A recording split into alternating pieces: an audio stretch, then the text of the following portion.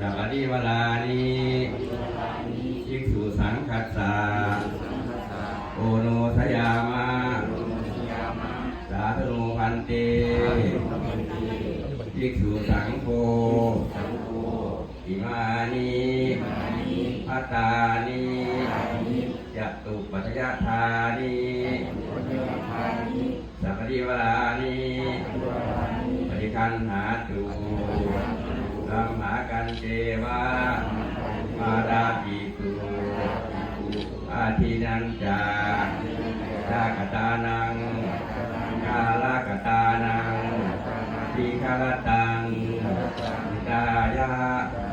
สุขายะข้าแต่พระสงฆ์ผู้เจริญข้าพระเจ้าทั้งหลายขอน้อมถวายภัตตาหารปัจจัยพร้อมทั้งเครื่องบริวารทั้งหลายเหล่านี้แด่พระภิกษุสงฆ์ขอพระภิกษุสงฆ์จงรับ